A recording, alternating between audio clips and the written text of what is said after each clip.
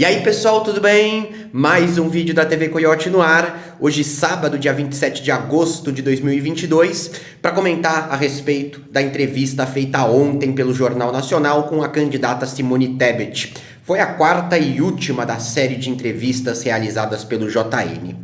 Gente, vamos lá, né? Primeiro contextualizando a candidatura da Simone, ela ganhou um protagonismo bem forte ao longo de 2021 na política, por causa da sua atuação na CPI da Covid. Ela estava lá naquele cinturão de senadores que caíram mais em cima do governo Jair Bolsonaro por causa dessa atuação na pandemia. Isso fortaleceu o nome dela também bastante para que ela conseguisse ser candidata à presidência pelo MDB, né? E o MDB, um partido complicado como sempre foi, logo você teve ali algumas discordâncias, inclusive tentativas do PT para que o nome dela não fosse colocado na disputa e a legenda apoiasse o Lula. Essa discussão toda acabou não indo adiante, a Simone conseguiu vencer essa briga interna. Gente, a entrevista do Jornal Nacional ontem, na minha visão, ela contou com uma participação bem mais fraca do que as anteriores por parte do William Bonner e da Renata Vasconcelos, tá? Olha, uma das discussões que eu mais trouxe aqui quando comentei a respeito das entrevistas com os candidatos no JN foi justamente a respeito de em que medida os apresentadores deviam pesar nas suas perguntas para cada um deles. Eles tinham que pagar de que todos merecem críticas do mesmo patamar? Serem duros de forma equânime com todos que ali estavam? Bom, a posição que eu defendi é que não, cada um deveria ser cobrado com uma forma diferente, com enfoque na gravidade do que está sendo cobrado. Se Jair Bolsonaro prega golpe de Estado, é evidente que a cobrança feita a ele por isso, ela deve ser superior à cobrança do Ciro Gomes por uma outra temática, qualquer que seja, porque é difícil de você encontrar algo tão grave quanto a defesa de um golpe.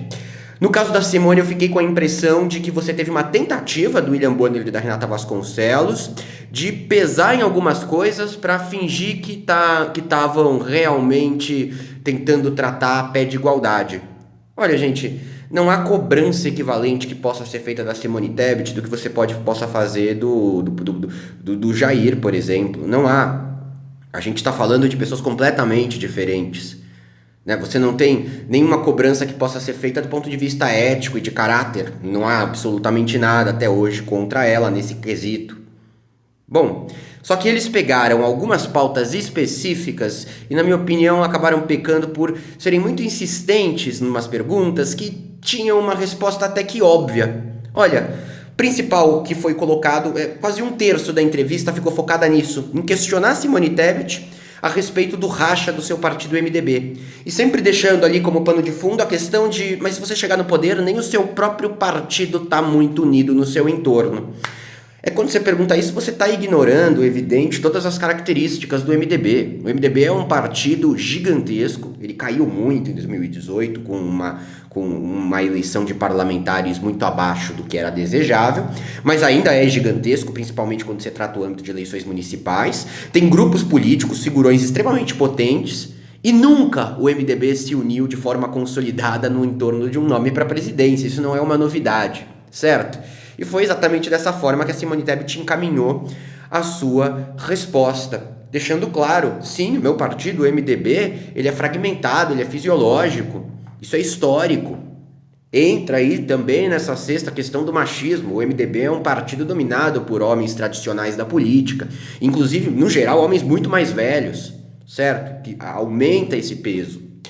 E aí ficou uma coisa meio do Bonner e da Renata, na minha opinião, cobrando isso de forma muito insistente, porque eles tinham que cobrar, porque não podia parecer que eles estavam com a Simone, porque tinha ali um burburinho de que seria a candidata ideal da Rede Globo e tudo mais. Então, vamos provar o contrário e vamos ficar insistindo numa tecla que não merece, na minha opinião, tanta insistência assim, certo? Então, assim, não considero que os candidatos devam ter um tratamento equânime. Acho que com a Simone Tebet, proporcionalmente, eles acabaram pegando mais pesado. Até mesmo do que se você comparar com o Ciro Gomes, por exemplo. Com o Jair, então, óbvio que com o Jair eles foram muito mais duros, mas em proporção acho que deviam ter dado uma disparidade de tratamento maior. Então eu fiquei um pouco decepcionado com a condução da entrevista. Eu acho que por culpa dos apresentadores você acabou tendo essa condução de forma muito mais cansativa, muito menos empolgante, certo? por causa da repetição e da insistência em temas muito fechados. Outro questionamento feito também, na minha opinião, aquele questionamento muito clichê, eles caíram em cima do Ciro um pouco nesse sentido também, foi de que, bom, você quer tudo isso, como que vai bancar isso? Como que você vai colocar isso em ação? É uma pergunta meio batida de processo eleitoral e eu acho que não é uma pergunta muito inteligente. Ela pode ser feita de outras formas um pouco mais interessantes e que podem levar, né, a pessoa que está respondendo a se aprofundar um pouco mais. Isso do ponto de vista discursivo, tá? Pegando aqui os dois questionamentos principais que o Jornal Nacional fez para Simone Tebet, mas a gente tem também uma série de outras questões. A gente tem, por exemplo, momentos em que a Simone conseguiu realmente levar a entrevista para o discurso que ela queria. A pauta principal defendida por ela, foi a questão do feminismo e insistir muito na tecla de ser uma candidata mulher e falar com o público feminino que não tem, né, opções para votar numa eleição em que você já tem homens já muito conhecidos nessa disputa. E olha, eu até separei para vocês aqui, ela citou 32 vezes a palavra mulher, sem contar palavras semelhantes que foram citadas em vários outros momentos. Então, isso protagonizou boa parte do discurso dela. Acho que ela teve nessa parte discursiva, ainda antes de entrar na forma como ela se expressou, ela teve um único deslize mais pesado que foi que ela está sendo muito cobrada por isso. Eu até acho que é uma certa desproporcionalidade, né? Ela falou em algum momento, né, que o MDB teve coragem de lançar nesse momento mais difícil do Brasil uma mulher candidata a presidente da República. Isso é inédito na história. Foi um deslize de oratória, porque a gente não só já teve candidatas mulheres, como tem outras nessa disputa com menos intenções de voto, no caso do PCB e do PSTU, você tem 2 mulheres candidatas, como a gente já teve uma presidente eleita que era Dilma Rousseff. Então, é simplesmente uma frase que não é verdadeira, mas nem de longe é uma mentira que tem o objetivo de convencer alguém. É evidente que isso não é proposital. Então, o pessoal caiu em cima. Quando você está respondendo, quando você está participando de uma sabatina como essa, você tem que tomar cuidado com cada coisa que é dita, porque ela pode ser utilizada de forma diferente, né?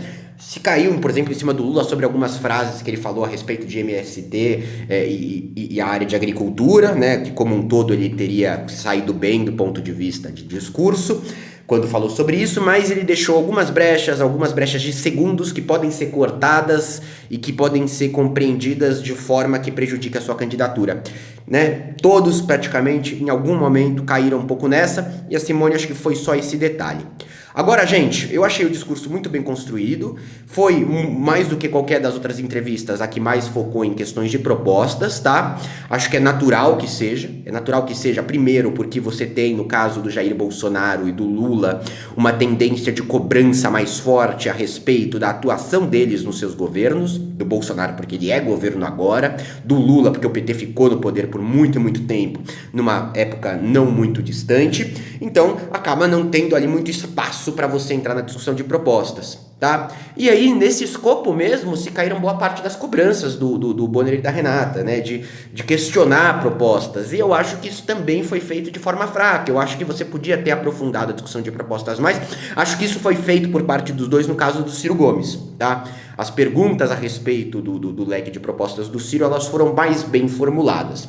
Mas acho que a Simone respondeu muito bem. Assim, é dificílimo de encontrar, na minha opinião, para o olhar que eu estou dando a essa entrevista, qualquer defeito na forma como ela defendeu esse discurso todo, certo? Eu vou reiterar o que eu venho insistindo em todos os vídeos que eu fiz sobre as entrevistas do Jornal Nacional. Eu não estou cobrando aqui se a pessoa está falando verdade ou mentira, eu não estou cobrando aqui se o que ela está dizendo contém incoerências com o seu próprio passado recente, eu não estou avaliando se o que está sendo proposto é ou não é factível, é ou não é real, certo? Estou focando em entender como que essas entrevistas irão mexer com a cabeça do eleitorado. Se a pessoa ela conseguiu expor o que desejava, se ela escolheu bem o que iria expor para atingir grupos do eleitorado que lhes são mais necessários. Tudo bem? Vale para Simone, vale para o vídeo que eu fiz ontem sobre o Lula, do Ciro, e também para o vídeo a respeito do Jair Bolsonaro. Bom, e aí vamos lá, gente, na questão da forma como ela se expressou. Isso eu achei também muito bom, muito bom. Ela queria transmitir basicamente ideias como firmeza, inteligência e capacidade técnica. E senti que tinha a intenção de passar um ar de sobriedade. Um ar de sobriedade de... Vamos lá, calma. A gente está passando por um momento de extremo caos, em todos os sentidos, e ela queria se colocar como alternativa, né? O caminho para você fugir da confusão, procurar estabilidade, agir com mais razão do que emoção. E ela fez isso muito bem, da forma como falou, por ter falado muito bem, por ter discursado muito bem, ter alocado as palavras muito bem, pela calma, pelas expressões faciais, ela transmitiu uma leveza muito grande na entrevista inteira. E demonstrou capacitação técnica. Então, utilizou números e tudo, acho que sem virar uma coisa também excessivamente técnica. Algumas críticas nesse sentido foram feitas, por exemplo, ao Ciro Gomes. Não focou, por exemplo, em fazer muitos ataques a Lula e Bolsonaro. Até deu umas pitadas de crítica no governo Bolsonaro. Me chamou a atenção, eu achei que ela ia ter uma linha de cair mais do PT, justamente buscando pegar o eleitorado nem.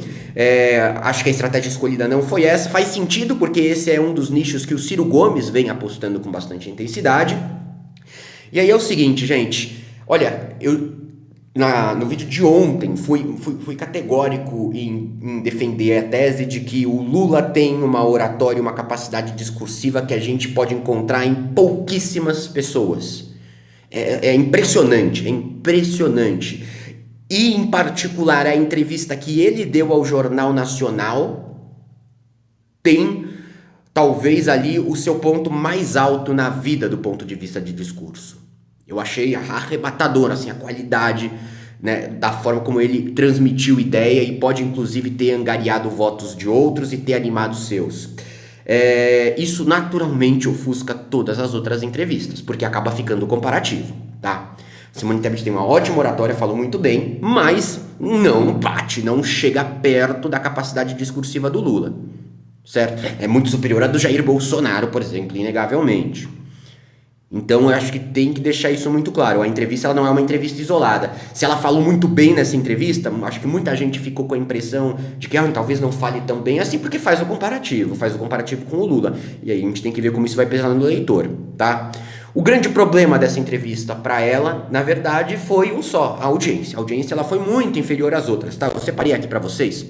A gente tem a audiência do Ibope, Grande São Paulo. É o mercado que serve de referência para publicidade e mais, né? Ele dá um parâmetro sobre também quantas pessoas assistiram no resto do país pela televisão, mas dá um norte do interesse que pode ter existido também nas redes sociais, pessoas que assistiram nas plataformas digitais. O Bolsonaro fez 32,2 pontos no Ibope. O Lula, 31,9 pontos. O Ciro, 29,2. A entrevista da Simone teve 21,2. É uma pontuação consideravelmente menor, tá? Foi a última entrevista, é uma candidata que tem menos intenções de voto, então é natural que também desperte menos interesse, e foi numa sexta-feira, isso também tem um peso considerável, até um programa focado em política e tudo mais. Tudo bem? Vale deixar claro, cada ponto no Ibope na Grande São Paulo equivale a 34.666 domicílios ou uma média de 205 mil indivíduos na Grande São Paulo. Então 10 pontos no Ibope são 2 milhões de pessoas só na Grande São Paulo. A entrevista da Simone foi vista por cerca de 4 milhões de pessoas na Grande São Paulo só pela televisão, sem contar plataformas digitais. Então a gente está falando já de um número bem alto. Mas quando a gente vai ver o Lula Bolsonaro, a gente tem 7 milhões, 6 milhões mais ou menos, é um número superior. Tá? Foi um canhão de TV Globo jogando a Simone para casa das pessoas.